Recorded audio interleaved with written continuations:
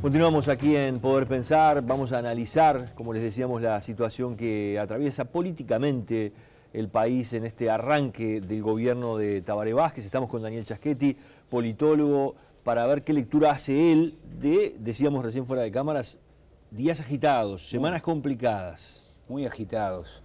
Fíjate, en 3 semanas tuvimos un pico de movilización social en torno al tema de la enseñanza, como hacía años que no veíamos. Luego tuvimos el decreto de esencialidad del gobierno, una semana de discusión y debates sobre el asunto, la marcha atrás del gobierno.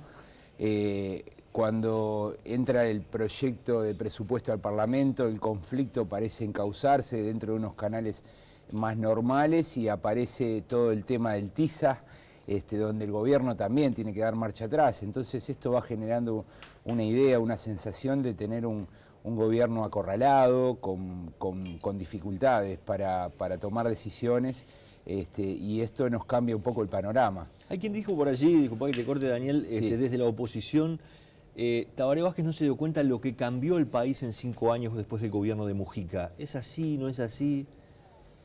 No tengo claro si ese es el problema central. A mí me da la impresión que Tabaré Vázquez, una vez que ganó la presidencia, intentó, digamos, armar un gobierno muy en la línea de sus preferencias, sin tomar en cuenta al conjunto del Frente Amplio. Y me No como su primer gobierno.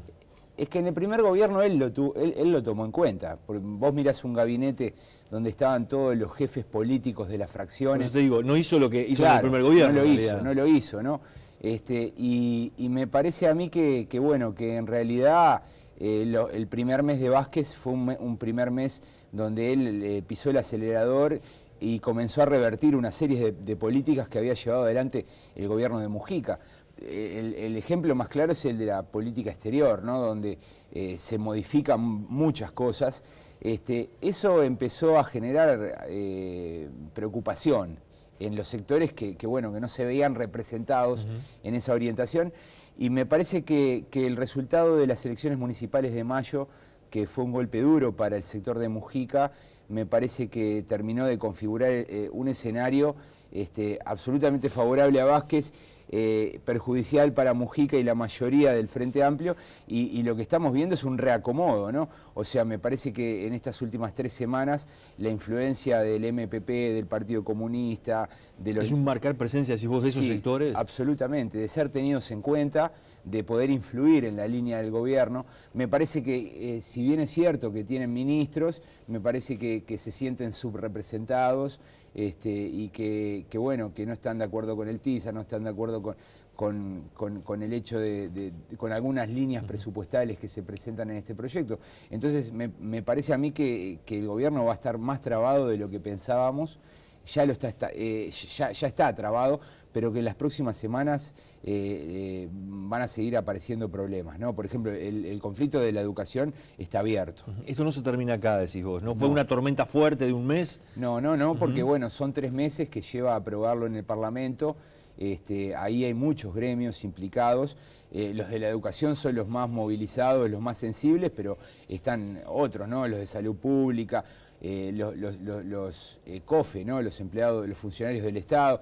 Es decir, me parece que va a ser un trimestre complicado, duro para el gobierno. Yo creo que Vázquez quiere pasar la ley presupuestal, es la clave. Esa es la razón, me parece a mí, por la cual decidió bajarse del TISA. O sea, no seguir insistiendo con el TISA, y seguir insistiendo con el TISA era alimentar esa división. Y de alguna forma también dice, bueno, yo los lineamientos de mi partido los respeto y los acato. Sí, es como una concesión a cambio de que, de que el partido le apruebe el presupuesto. Ayer hubo una reunión de Vázquez con los legisladores, les pidió que aprobaran el presupuesto sin introducir modificaciones. Es un pedido excesivo, yo creo que va a haber modificaciones, pero estoy seguro que Vázquez lo dice para que luego las modificaciones que haya que hacer sean menores. Sí. Daniel, contame un poco cómo ves vos ese ocupar prácticamente todo el espectro político del propio Frente Amplio, ¿no? Donde gobierna y es oposición como a la vez. Alguien me comentaba, viendo una de las marchas de la educación, que fue multitudinaria por la avenida 18 de julio, ¿cuánta esta gente que va acá votó al Frente Amplio? Sí. Y bueno, sí, porque en primer lugar el Frente Amplio es la mitad del electorado, ¿no? Eso ya de por sí conduce a que, bueno, buena parte de las opiniones políticas de este país estén reflejadas adentro del Frente Amplio. El punto es que los conflictos del Frente Amplio lo está teniendo hacia la izquierda. Con los gremios de la educación, la mayor parte de sus afiliados son votantes del Frente Amplio, es como un conflicto con su propia base social, lo mismo con los funcionarios públicos. Me parece a mí que entre los gremios de la educación, entre los gremios de funcionarios públicos y la oposición, en el medio está el gobierno. Entonces la oposición no tiene otra opción que ponerse del lado del gobierno. Lo mismo con el Tampoco lo hace muy expresamente, ¿no? Claro, como una señal. Pero me da la impresión también que la oposición ha actuado de manera responsable. Acá estaba la tentación, digamos, demagógica de subirse a los reclamos sociales, ¿no? Y de que la oposición también se pusiera a reclamar el 6%. Me parece que en ese sentido la oposición está siguiendo una línea. La oposición sabe, los partidos, los grupos, saben que tienen 5 años, que esto es largo. Entienden el lugar que la ciudadanía les encomendó, que es controlar, fiscalizar, pero me parece que tienen problemas para situarse en la agenda pública. La agenda pública de las últimas 3 semanas está dominada por el Frente Amplio, ya sea por el gobierno o por los grupos que intentan torcer la orientación del gobierno. ¿Se está perdiendo los liderazgos fuertes dentro del Frente Amplio? ¿Ya se empieza a ver eso dentro de del funcionamiento interno, de estos reclamos que hemos visto de los sindicatos, de la figura que era Astori, de la figura que era Mujica, del propio Tabaré Vázquez? Y bueno, sí, yo creo que hay como desafíos continuos, permanentes, ¿no? Además, los actores tienden a actuar racionalmente y manejan la información que la propia experiencia les va dejando. Si luego de una semana de intensa movilización social el gobierno tiene que dar marcha atrás, eso es información privilegiada para nuevos eventos. Es decir, los sindicatos hoy saben que saliendo de la calle pueden torcerle el brazo al gobierno. Y me parece que en ese sentido, bueno, hay desafíos y bueno, también está el hecho de que hay muchísimos legisladores que tienen vasos comunicantes muy fuertes con los movimientos sociales, ¿no? Algunos se movilizaron junto a los sindicatos. Lo cual es extremadamente llamativo. Pero bueno, eso también tiene que ver con la clase de partidos políticos que tenemos en Uruguay, que son partidos políticos que están enraizados, o sea, están metidos en la sociedad. Esto en Chile no pasaría, o en muchas democracias del mundo no pasarían, porque los partidos políticos están como un poco más separados, pero acá están muy intrincados y bueno, están presos de esas demandas. Me parece a mí que bueno, que también esto puede empezar a indicar de que la fase de gloria de estos líderes está entrando en la etapa final, ¿no? Estamos llegando al final, ¿no? Vázquez es el último periodo, no sabemos Astori y Mujica qué van a hacer, pero mucha gente cree que bueno, que también están en su fase final, y también eso lleve a la idea de que hay reconfiguraciones, que hay oportunidades. Pero bueno, eso hay que seguir evaluándolo, ¿no? ¿Qué va a pasar? Decías recién, bueno, la aspiración de Vázquez, la meta de Vázquez puede ser en los meses que vienen que se apruebe el presupuesto y después ver. ¿Es así? Vázquez necesita el presupuesto, porque Vázquez sabe que hay una restricción general que es la economía.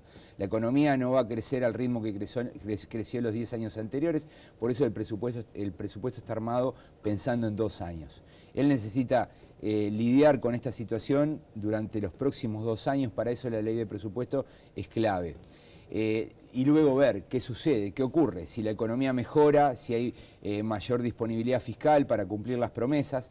Me parece a mí que bueno, que en ese sentido la tónica va a ser bien diferente a lo que observamos en los 2 periodos anteriores de gobierno del Frente Amplio. Yo creo que el Frente Amplio como que va a tener que acostumbrarse a esta situación de restricción. Eso implica aprendizajes. A veces uno escucha a algunos dirigentes y como que parecería que nada hubiese cambiado, ¿no?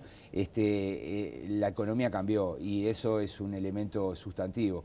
Fíjate que si en 10 años de bonanza la inversión en educación creció menos de 1,5 puntos, es muy difícil que en 5 años, con restricciones, crezca otro punto y medio. Entonces ese es un problema que es casi digamos, de matemática simple, ¿no? Está difícil también, como tú decías, no lo asumen muchas veces los propios dirigentes políticos, poder transmitirle eso a quienes reclaman sus derechos y muchas veces con justicia. Tú sos docente, por ejemplo, de la Universidad de la República. La Universidad de la República presentó un presupuesto que, bueno, va a ser atendido en un 30% del aumento que se pedía, que era prácticamente de un 100%. Es difícil. Bueno, no sé, supongo que debe haber gente muy molesta, es decir, personalmente nunca creí que la forma de elaborar el presupuesto por parte de la universidad fuera realista, porque la universidad arma su presupuesto pensando que el gobierno va a dar el 6%, y cualquiera que mira las cuentas nacionales y el hecho de que tenemos un déficit del 3.5, sabe que es muy difícil llegar a eso. Me parece que bueno, acá se están mezclando, digamos, evaluaciones objetivas, científicas, con política pura, ¿no? Es decir, la universidad también tiene que hacer política porque esto es un conflicto distributivo. Lo que gane la educación lo va a perder de ganar otro sector. Lo que no ponemos en educación, lo que ponemos en educación no lo vamos a poner ni en salud, ni en vivienda, ni en ninguna otra política. Entonces, en cierto modo, todos tienen que levantar la voz y exigir y gritar. Yo desearía que la universidad tuviera más dinero, pero bueno, hay que también ser conscientes y realistas del Uruguay que vamos a vivir en los próximos 2 o 3 años, ¿no? ¿Se aplaca esto después de que se apruebe el presupuesto? Hay que ver, tiene que ver con la economía. Yo creo que, mirá, en Uruguay, por lo menos desde el 85 para acá, la economía ha sido muy importante. La economía explica los resultados electorales, la economía explica la popularidad de los presidentes. Sobre todo hay algunos indicadores como la inflación, como el PBI per cápita, son muestras muy claras del humor de la gente. Si la economía mejora, tal vez esto se pueda encauzar. Pero si la economía no mejora y seguimos el camino de Brasil, o sea, Brasil está peor que nosotros, está en un estancamiento. Sí, cayendo en recesión, lo vamos a hablar acá en el programa. La programa popularidad de Dilma está en el 8%. 8%. Sí. Bueno, Vázquez está lejísimo de eso y Uruguay está lejos todavía de Brasil, pero si seguimos el camino de Brasil, bueno, vamos a tener años complicados, ¿no? Gracias, Daniel, por haber venido. Después de la pausa vamos a recibir a Pablo Montaldo, que es economista, analizando justamente el fenómeno de Brasil, cómo le puede pegar a Uruguay y todo lo que se ha hablado y se ha discutido sobre el tema del TISA, que, bueno, por orden del propio presidente Vázquez, Uruguay sale de la negociación. Gracias por haber venido. Gracias. Hacemos la pausa y ya regresamos.